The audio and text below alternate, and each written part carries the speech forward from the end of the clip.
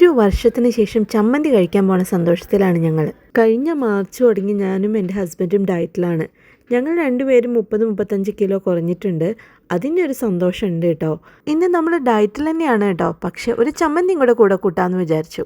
പറഞ്ഞു തീർന്നപ്പോഴേക്കും ചമ്മന്തി റെഡിയായി. കിച്ചണിലെ ആർക്കും വേണ്ടത് പൊടി പിടിച്ച് കിടന്ന ഈ ഓവൻ ഡയറ്റിന്റെ സമയത്ത് നമ്മുടെ ബെസ്റ്റ് കമ്പാനിയനായിട്ട് മാറി. വീക്കെൻഡ് മാർക്കറ്റിൽ പോയിട്ട് കുറച്ച് ബേബി സാമൺ വാങ്ങിയിട്ടുണ്ടായിരുന്നു. അതിന് നമ്മൾ നല്ല മസാലയൊക്കെ തേച്ച് ഗ്രില്ലിലാക്കി.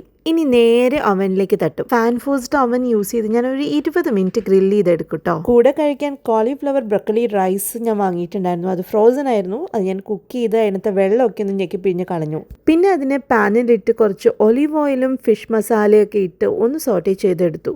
ഒരു കേരള ടച്ച് കൊണ്ടുവരാൻ വേണ്ടിയിട്ടാണ് കേട്ടോ. അപ്പോഴേക്കും നമ്മുടെ സ്വാദിഷ്ടമായ ഗ്രിൽ ഫിഷ് റെഡി. മമ്മ കിച്ചണിൽ കയറിയ കണ്ണും നട്ട് കാത്തിരിക്കുന്ന ഒരു കുഞ്ഞു പെണ്ണുണ്ട് ഇവിടെ. അവൾക്ക് ഞാൻ എയർ ഫ്രയറിൽ കുറച്ച് ചിക്കൻ്റെ ഹാർട്ട് കുക്ക് ചെയ്യാൻ വെച്ചിട്ടുണ്ട്. അപ്പോഴേക്കും എന്നോട് വിശക്കുന്നു എന്ന് പറഞ്ഞ ആളെത്തി. ഇസ് ഇറ്റ് കിബി ടൈം? കിബി ടൈം ആയോ? കുഞ്ഞിന് കിബി ടൈം ആയെങ്കിൽ ടച്ച് മമ്മ. ഓക്കെ. ലുലുവിന് ഫുഡ് കഴിക്കാൻ തോക്കും പിന്നെ ഞാനും വേണം.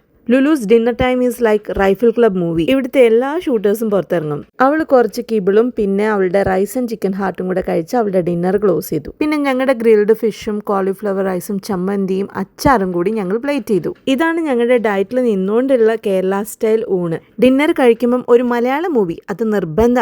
ഈ മൂവി ഏതാന്ന് നിങ്ങൾക്ക് മനസ്സിലായോ? മൂവി കണ്ടുകൊണ്ട് ലുലുക്കുട്ടി ചെറുതായിട്ടൊന്ന് മയങ്ങിയിട്ടുണ്ട്. എൻ്റെ ഊണ് കഴിഞ്ഞപ്പോഴേക്കും ലുൽക്കുട്ടി നാപ്പൊക്കെ കഴിഞ്ഞ് വന്നു. ഇനി എൻ്റെയും ലുൽക്കുട്ടീൻ്റെയും കഡ്ലി ടൈമാണ്. ഞാൻ ലുൽക്കുട്ടിക്ക് ചൊറിഞ്ഞു കൊടുക്കും, ലുൽക്കുട്ടി എനിക്ക് ഉമ്മ തരും. അപ്പോൾ ഇന്നത്തെ വിശേഷം അത്രയേ ഉള്ളൂ. പിന്നെ കാണാം. ബൈ.